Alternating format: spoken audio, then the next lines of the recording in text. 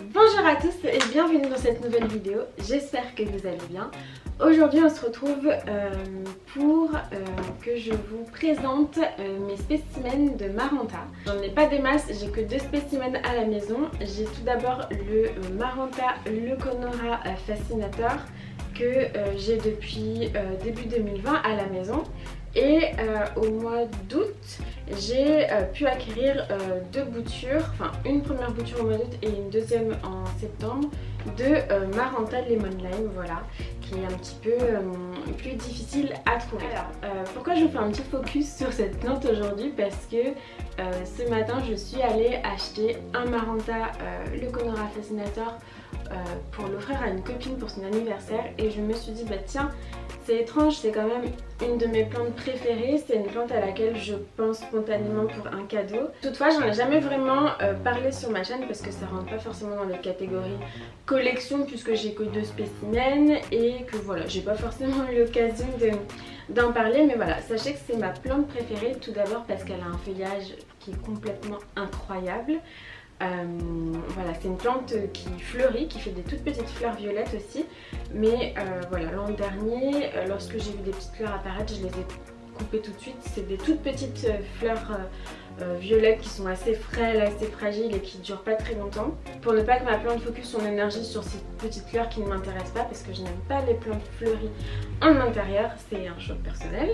Je les ai coupées tout de suite. Et puis surtout en termes de fonctionnement, donc la plante, dès qu'il y a peu de lumière, elle va se replier sur elle-même et la journée, pour faire sa photosynthèse et pour capter le maximum de luminosité sur ses feuilles, elle va s'ouvrir et se tourner un petit peu face au soleil. Donc elle fait des petits mouvements voilà, toute la journée, tout comme les calathea, et c'est ce que je trouve assez fascinant. C'est une plante qui est revenue pas mal à la mode ces dernières années alors qu'elle était hyper courante dans les années 70-80, on en trouve dans tous les foyers je dirais.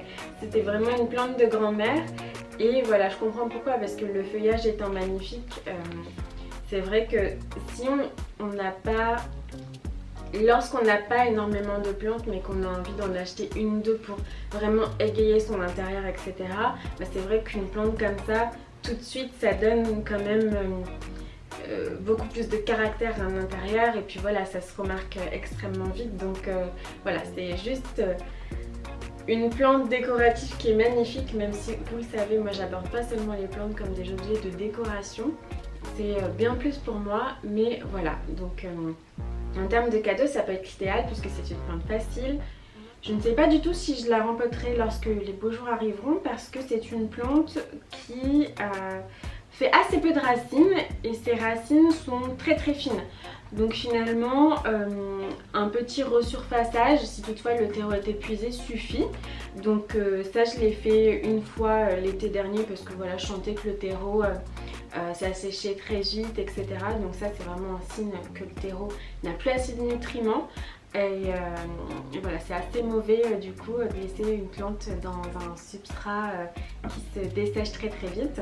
Mes spécimens, moi, ils sont dans des substrats qui sont assez simples, c'est-à-dire du terreau pour plantes vertes, un petit peu de perlite, un tout petit peu de vermiculite pour que vraiment le terreau garde un petit peu sa fraîcheur et son humidité, et un petit peu de terre de bruyère que j'utilise notamment pour mes calathea, donc j'en ai toujours un petit peu à la maison.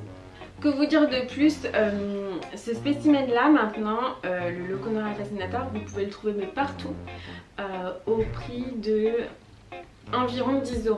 Je pense que selon l'endroit où vous pouvez la trouver, ça peut être entre 8 € et 12 € tout au plus. Voilà, si c'est un peu plus cher, je pense que ça vaut pas le coup.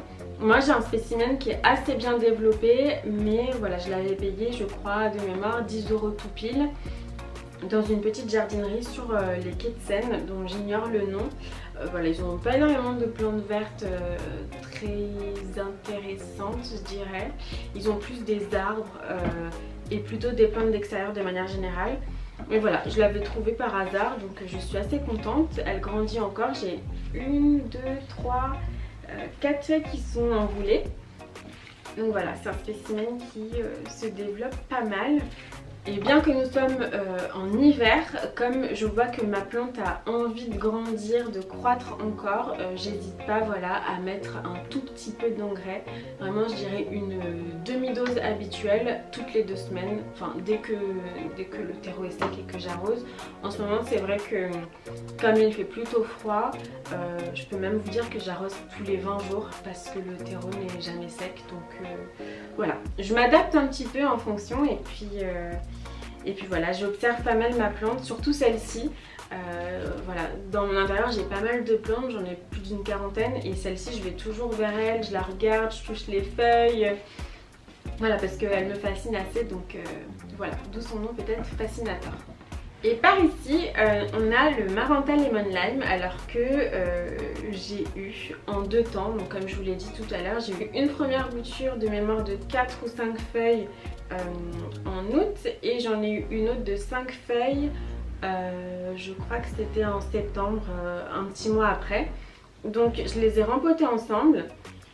Donc là, elle commence vraiment à être assez intéressante en termes de volume, etc. J'aime beaucoup le fait qu'elle soit assez fournie. J'ai une feuille qui est enroulée qui va pas tarder, je pense, à se déployer. Et en revanche, vous remarquerez que j'ai 2 feuilles qui s'enroulent sur elles-mêmes. Alors de manière générale, c'est assez mauvais signe parce que vous voyez, elle commence un petit peu à jaunir. Donc j'ai déjà eu ce phénomène là et ce que j'avais fait c'est que j'ai un petit vaporisateur de la marque Jungle Fever, le pluie d'amour, et voilà, je vaporisais de temps en temps lorsque j'ai déjà eu ce phénomène et en général c'est soit parce que ces feuilles là n'avaient pas assez d'humidité, soit parce qu'elles recevaient trop de lumière. A savoir qu'en termes de luminosité, de manière générale et dans la nature, c'est quand même une plante qui pousse sous d'autres très grands arbres, donc elle a l'habitude de ne pas être en plein soleil et d'être, disons, à la mi-ombre. Mais plus vous allez la mettre à l'ombre et moins les feuilles, les couleurs des feuilles vont être intenses. Donc en fait, il faut un petit peu jauger, savoir ce que vous voulez. Soit vous allez la vaporiser, la mettre en pleine lumière, soit la mettre à l'ombre, mais avoir des couleurs moins vives. Moi j'ai décidé de mettre mes spécimens à moi à la lumière assez une bonne luminosité on va dire, sauf que du coup voilà, j'ai ce petit phénomène qui arrive. Alors je vais essayer de vaporiser encore un petit peu, etc. Si je vois que les feuilles se dégradent, j'hésiterai pas à couper pour pas que ma plante en fait envoie de la sève dans ces feuilles qui ne m'intéressent plus puisqu'elles sont sur le point de décéder. Aujourd'hui il y a à peu près une quinzaine de feuilles, je la trouve assez jolie. Voilà, j'espère qu'elle va encore bien grandir. Sachez aussi que c'est une plante qui se bouture assez facilement. Moi j'ai pas encore fait de bouture de Maranta parce que ça ne m'intéresse pas tellement. Peut-être que je bouturerai un petit peu les extrémités pour remettre à la base parce que moi c'est vrai que j'aime bien les plantes assez soit qui ont un port érigé, soit qui sont un petit peu arrondies. En tous les cas, et ce que je voulais aussi préciser, c'est que j'entends beaucoup de choses sur le fait de ne pas tutorer ou tutorer cette plante. Alors en général, et je le lis beaucoup sur les réseaux, à chaque fois que quelqu'un met un petit tuteur à une Maranta, il se fait complètement insulter et incendier. Alors sachez que vous pouvez mettre un petit tuteur. Moi à un moment donné, quand j'avais les boutures, d'ailleurs j'avais mis une petite baguette de nourriture asiatique, simplement pour que la plante alors se stabilise un petit peu puisqu'elles étaient au départ mes boutures en sphène. Sachez que dans la nature les Maranta peuvent quand même atteindre 50 cm de hauteur. Donc pour ça, si vous leur mettez un petit tuteur, elles vont juste avoir le pétiole en fait qui va rester un petit peu plus érigé au lieu de se pencher et d'aller tout de suite à l'horizontale. Donc ça peut être intéressant aussi pour une plante. Mes spécimens sont vraiment trop petits pour que je mette des tuteurs comme ça pour le fun, mais c'est vrai que quand ce spécimen là sera un petit peu plus volumineux, je pense que je mettrai un tout petit tuteur, voilà, une petite baguette avec peut-être un petit peu de sphène autour puisque c'est une plante qui aime tout de même l'humidité. Et puis celle-ci, voilà, elle est dans une petite jardinière en bois que j'avais sprayée de blanc puisque moi j'aime bien tout ce qui est cache-pot de couleur blanche. Et voilà, donc là c'est plus, j'ai plus l'objectif du coup qu'elle pousse un petit peu à l'horizontale pour bien fournir en fait ce cache-pot jardinière un petit peu en longueur. Je trouve que c'est assez sympa. Donc voilà, bah écoutez, c'est un petit peu tout ce que je voulais vous dire à propos des Maranta. Voilà, sachez que j'aime beaucoup ces plantes. J'aimerais bien avoir d'autres spécimens de Maranta, notamment le Maranta Black ou le Maranta Silver Bend qui me font complètement chavirer quand j'en vois en photo. Après voilà, tout ce qui est un petit peu plus classique, le Maranta Kirschovana, etc. Celui-ci ne me plaît absolument pas, donc je pense que je l'aurai jamais dans ma collection, sauf si on m'offre une bouture ou une plante pour voilà, une occasion spéciale. Mais en tous les cas, voilà, mes deux spécimens préférés sont ici et voilà, j'avais envie un petit peu de vous en parler et de faire de temps en temps, pourquoi pas, des petits focus sur les plantes que j'adore mais que je vous montre pas souvent. Donc voilà, j'espère que ça vous a plu, je vous dis à bientôt et la bise!